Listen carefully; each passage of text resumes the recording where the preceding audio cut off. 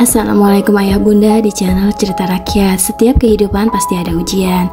Malam ini kita bukan sekedar dengar kisah, tapi menyelam ke hati yang pecah, janji yang patah, dan pesta yang berubah jadi badai. Bayangkan bunda, lampu kelip pelaminan mewah, janur kuning bergoyang cantik, lalu dalam satu kedip terpal sobek, bunga berterbangan, dan rahasia yang disembunyikan selama ini meledak di tengah tawa tamu. Kita akan menyingkap langkah nekat seorang mantan istri yang menagih harga sebuah pengkhianatan, sekaligus membuktikan bahwa keadilan punya cara unik untuk pulang. Rani berdiri di balik tirai tenda yang setengah jadi, menatap gebyok ukir yang baru dipasang. Aroma kayu jati bercampur bau lem tembak membuat kepalanya berdenyut. Hari itu adalah H-1 pernikahan Fikri, lelaki yang dulu bersumpah sehidup semati dengannya. Dengan Nabila, perempuan yang datang seperti angin sore, halus di awal, menggulung badai di akhir. 5 tahun berumah tangga Rani dan Fikri runtuh pelan. Dimulai dari pesan larut malam bertuliskan rapat lembur, berujung potret Nabila di cermin spion mobil Fikri. Perceraian menyudahi segalanya, menyisakan apartemen kosong dan segelas kopi yang selalu mendingin tanpa pernah habis. Di ujung jalan, lampu sorot baru diturunkan dari pick up. Pekerja dekor sibuk melilitkan kain tule di tiang besi. Rani mengamati catatan jadwal yang ia dapatkan dari seorang kru yang iba. Pukul 12 malam, vendor sound check system. Pukul 2 dini hari, bunga segar dari pasar Kramat Jati masuk. Pukul 5 subuh, janur kuning diangkat. Semua rapi, terlalu rapi untuk pesta yang lahir dari kebohongan. Telepon Rani bergetar. Sebuah pesan masuk dari nomor yang disimpan sebagai Galih. Ia adalah koordinator anak buah pasar yang bisa bekerja apa saja, dari bongkar panggung sampai pengamanan parkir. Singkat saja pesannya, kami di tikungan jalan beringin. Instruksi terakhir. Rani menutup mata. Di benaknya ia mendengar kembali kalimat yang pernah dilontarkan Nabila saat tanpa sengaja berpapasan di lift kantor. Kamu kan terlalu baik buat dia, Mbak, ikhlasin ya. Kalimat yang terdengar manis tapi menggali luka. Galih datang bersama 3 orang pria. Wajah mereka teduh seperti penjual rokok di warung malam, tapi mata mereka memindai seperti satpam galeri perhiasan. Rani menyerahkan amplop tebal disisihkan dari tabungan kecilnya yang seharusnya untuk melunasi kos baru. 1/3 dibayar di muka, sisanya setelah selesai. Begitu perjanjian, ia tidak meminta panggung ambruk atau listrik meledak. Ia hanya meminta pesta ini tidak sempurna, bunga rusak, kain sobek, backdrop jatuh, janur kuyup oleh air yang sengaja disiram. Jangan melukai orang, jangan menyentuh makanan, jangan ganggu tetangga. Galih mengangguk. Kami hanya mengacak halaman buku, bukan membakarnya, Mbak. Malam turun seperti tirai berat. Ketika para vendor pulang satu persatu, Galih dan anak buah menyelinap melalui sisi ruko kosong. Mereka bergerak cepat. Satu orang memotong simpul tali di belakang backdrop, orang lain menyiram air bercampur lumpur ke kain putih sehingga saat kering noda akan muncul seperti peta retak. 2 orang lagi melepaskan beberapa baut di ringing lampu bagian pinggir, cukup longgar untuk bikin miring, tidak sampai jatuh. Rani menunggu di mobil, menatap jam yang bergerak pelan. Setiap menit serasa menimbang dosa. Ia mengingat ibu yang sering berkata, sabar itu bukan diam, tetapi membiarkan langit bekerja. Malam ini Rani memilih mendesak langit. Sekitar pukul 1:30 pagi, pesan dari Galih masuk lagi. Tugas pertama kelar, backdrop sudah goyang, kain sudah ternoda, janur tinggal separuh. Rani menarik nafas, namun detik itu juga hatinya mengkerut. Suara hati ia abaikan tiba-tiba menjerit, sampai kapan kamu mau jadi bayangan orang lain? Ini bukan kamu, nih. Rani tergagap menulis.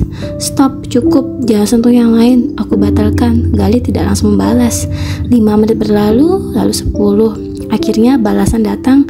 Sudah terlanjur sebagian, Mbak, sisanya kami berhenti.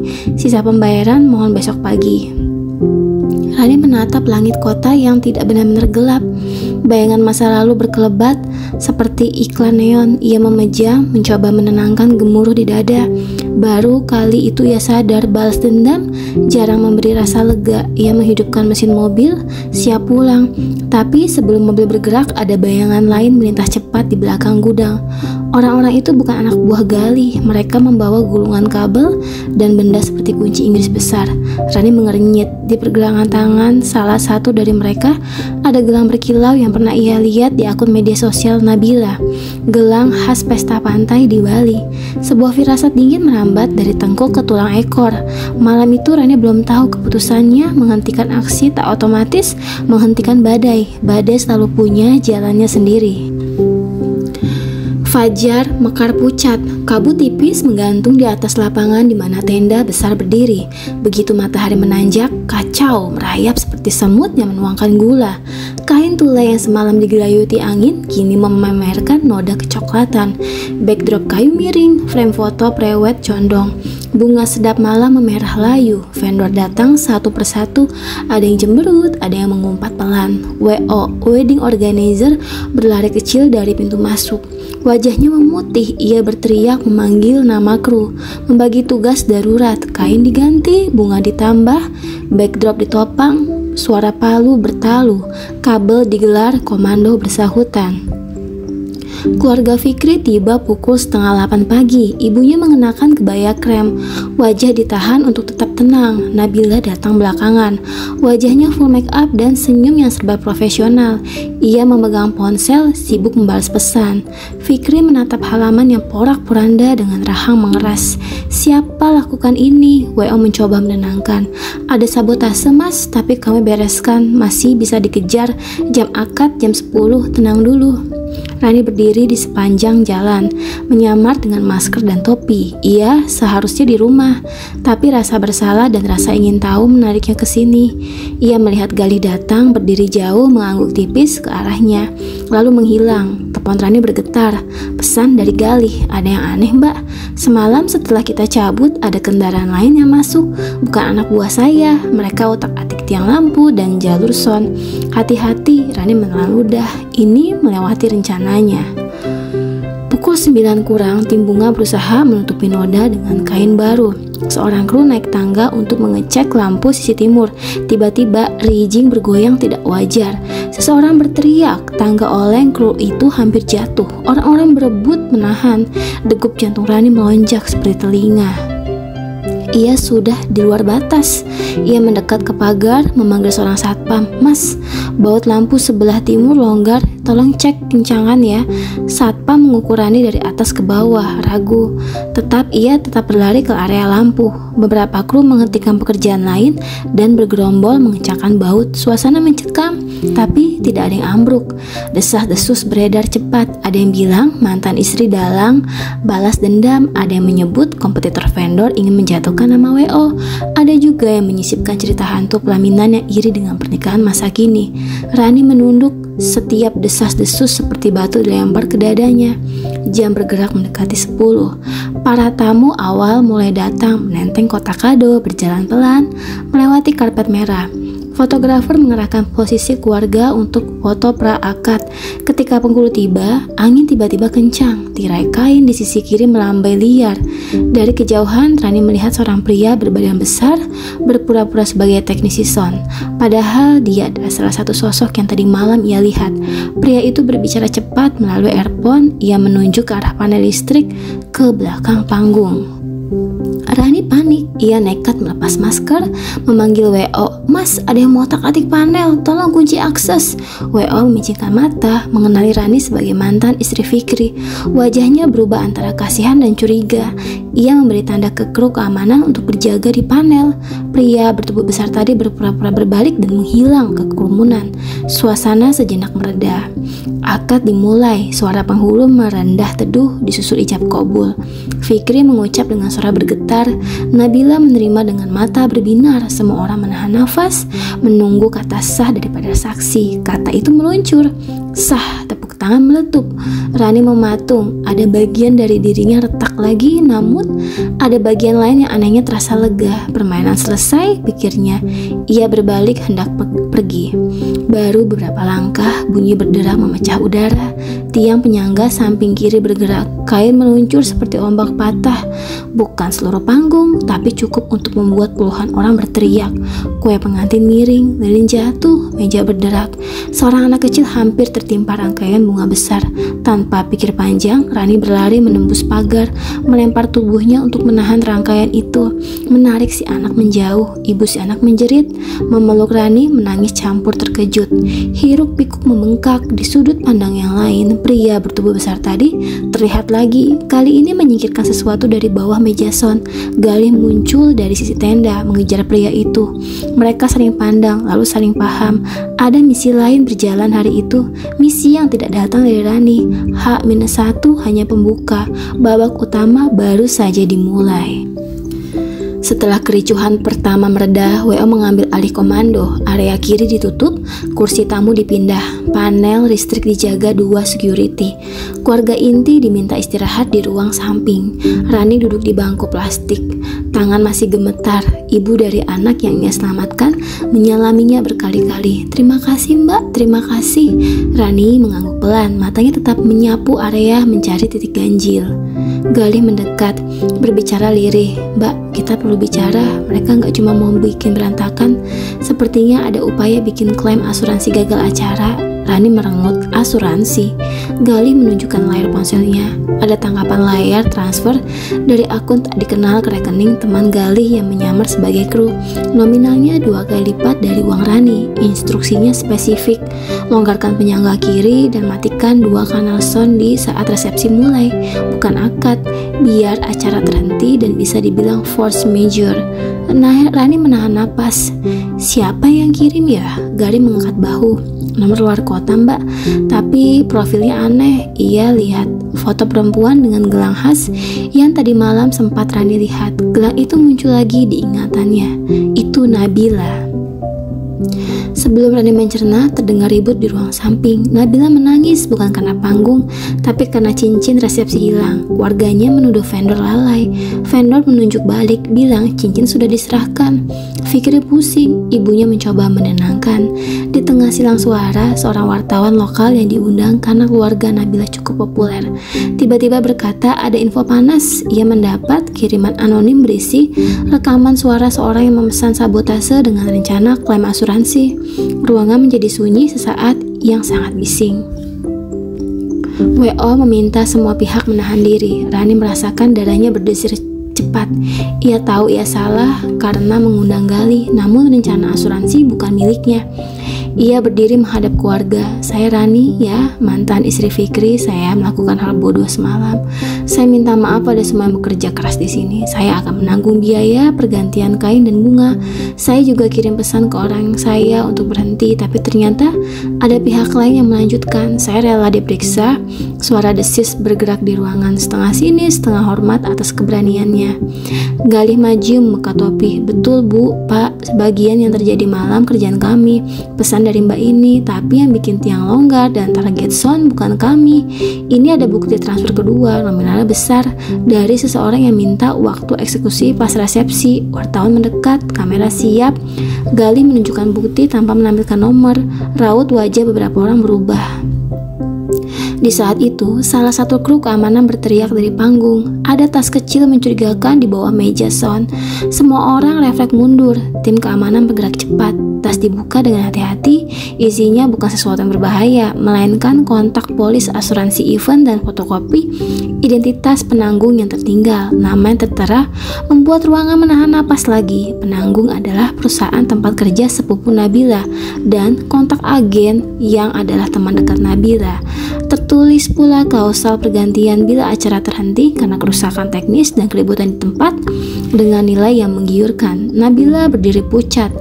Ia berusaha berbicara, suaranya bergetar. Ia juga jaga-jaga aja, semua orang juga bisa ambil asuransi event. Firky menatap lama. Ia tidak berkata apapun. Ibunya menutup mulut dengan tangan. Wartawan memotret, tetapi WO melarang mengambil gambar lebih jauh demi menjaga martabat keluarga. Rani melangkah ke panggung, memeriksa sisi kiri yang sempat oleng. Sudut matanya menangkap kabel yang disembunyikan di bawah karpet, memanjang ke panel samping.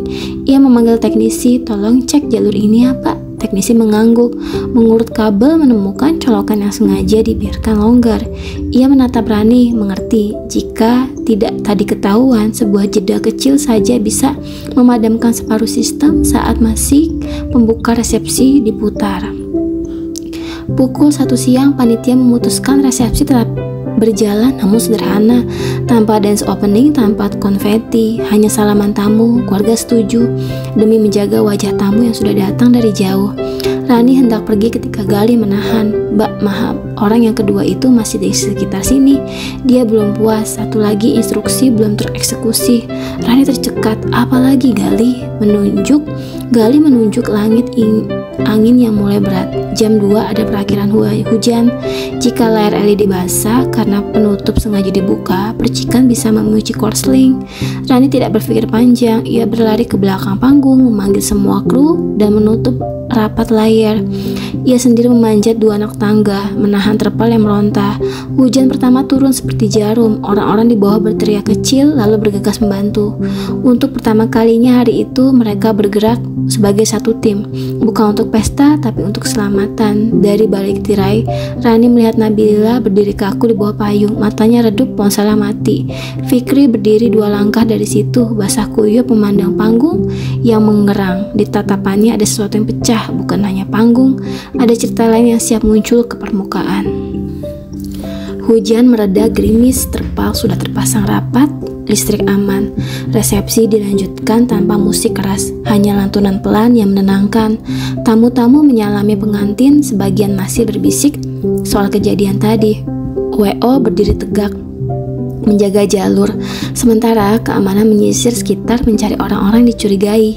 Galih menghilang sebentar, lalu kembali membawa seseorang, pria bertubuh besar yang tadi berkali-kali terlihat. Ia menunduk, tangan diikat plastik sementara. Keamanan mengapitnya. Di pojok ruang briefing, pria itu bicara. Awalnya ia menyangkal, namun ketika Galih menyebut nama agen asuransi dan menunjukkan foto gelang yang sama, ia menyerah. Ia mengaku dihubungi oleh seorang perempuan berinisial N untuk membuat gangguan yang cukup besar agar resepsi harus dihentikan. Lalu semua diarahkan untuk mengarah ke mantan istri sebagai kambing hitam. Bayarannya sudah diterima setengahnya, sisanya setelah acara gagal. Nabila menutup wajah. Aku cemas, aku takut ada yang bikin rusak dari pihak mantan. Aku cuma mau ada alasan untuk pindah tanggal. Suaranya pecah. Aku masih ragu menikah hari ini. Ruangan membeku. Pengakuan itu jatuh seperti batu ke permukaan danau. Fikri menatap Nabila lama, kemudian duduk. Ia seperti kehabisan kata. Ibunya menarik nafas panjang. Ia menengok Rani yang berdiri di ambang pintu, baju basah, rambut lepek, namun sorot mata jernih. Wanita yang kau sakiti ternyata paling sibuk menyelamatkan orang hari ini, Fikri. Kalimat itu meluncur pelan dari bibir ibunya. Keamanan yang menghubungi polisi setempat bukan untuk membuat sensasi, tetapi untuk memastikan semua pihak memberi keterangan. Wartawan lokal memutuskan menahan rilis berita sampai semuanya jelas. Rani melangkah maju, ia menatap semua yang hadir. Saya tetap bersalah, Pak. Saya tetap bersalah atas yang terjadi H-1. Saya minta maaf, tapi saya siap bertanggung jawab. Saya tidak akan bersembunyi. Ia menatap Nabila. Kalau kamu takut, kamu harus bilang jujur dari awal, bukan bermain api. Kebohongan tidak akan pernah menyelamatkan siapapun. Nabila menangis tanpa suara. Ia berbisik, aku malu, aku selalu ingin terlihat sempurna. Aku takut jika akad tertunda lagi, semua orang akan bilang aku merebut suami orang lalu gak jadi menikah. Aku menekan semuanya sampai meledak. Fikri meremas ujung jasnya. Ia menoleh ke penghulu yang masih berada di lokasi. Pak, mohon maaf, bolehkah kami berbicara dengan keluarga dulu? Penghulu mengangguk. Di ruangan keluarga yang lebih kecil, percakapan jujur akhirnya terjadi. Bukan teriakan, bukan saling menghakimi. Fikri mengakui bahwa ia memulai hubungan dengan Nabila saat pernikahannya dengan Rani belum bubar. Meskipun sudah retak, ia juga mengakui ada sejumlah dana simpanan rumah tangga yang ia tarik tanpa seizin Rani untuk biaya awal pesta. Rani menatap lantai, lalu menatap wajah orang yang pernah ia sayangi. Ia berkata lembut, aku tidak akan menuntut apapun selain kejujuran pada catatan finansial terakhir kita. Aku akan mengembalikan sisa uang sabotase yang kupakai ke vendor-vendor yang dirugikan. Selebihnya, aku selesai, ada hidup yang menunggu untuk kuperbaiki. Di luar ruangan, sesuatu yang tidak terduga terjadi. Ibu Rani datang membawa kotak kecil. Ia memeluk putrinya. Pulang nih, tapi sebelum pulang, Ibu Rani menyerahkan kotak itu ke Ibunda Fikri. Di dalamnya ada kunci ruko kecil di pinggir jalan Sudirman kota itu. Ruko itu milik sepupu Ibu Rani yang sedari dulu ingin dijual murah. Ibu Rani berbisik, izinkan Rani menebus salahnya dengan menata pelaminan sederhana untuk warga yang akan menikah bulan depan gratis. Di ruko ini sebagai base campnya kecil, bukan untuk Mufik, bukan untuk Nabila, untuk orang-orang yang masih percaya pada janji baik. Hadiah ini bukan dari dendam, tapi dari harapan agar anakku kembali punya arah. WO mendengar usulan itu dan menimpali. Kami mendukung. Vendor munggah menyumbang stok, teknisi sound system meminjamkan speaker, bahkan Gali yang biasanya bekerja di balik bayang mengangkat tangan. Saya dan anak-anak siap bantu angkat turun barang. Mata beberapa orang berkaca-kaca, bukan karena pesta mewah berjalan sempurna, melainkan karena di tengah reruntuhan rencana, manusia memilih jalan yang berbeda dari kebiasaan, jalan yang tidak diduga untuk memperbaiki. Bagaimana dengan pernikahan hari itu? Disinilah meja benar-benar terbalik. Fikri keluar dari ruangan keluarga, berdiri di depan tamu. Suara-suaranya tenang, tidak bergetar. Bapak Ibu yang kami hormati, terima kasih sudah hadir. Ijab kabul kami tadi sah. Namun dengan segala kejadian dan kejujuran yang baru terungkap, kami memutuskan untuk menunda resepsi dan tidak melanjutkan rangkaian pesta. Kami ingin memulai pernikahan bukan dari panggung megah, melainkan dari kejujuran yang bulat. Kami mohon maaf. Tamu-tamu tertegun lalu perlahan menepuk tangan, bukan tepuk tangan meriah, melainkan tepuk tangan yang rasanya seperti doa. Nabila menatap Rani. Ia melangkah mendekat, menunduk dalam. Maafkan aku Rani. Rani pun menarik napas panjang. Ia mengangguk kecil.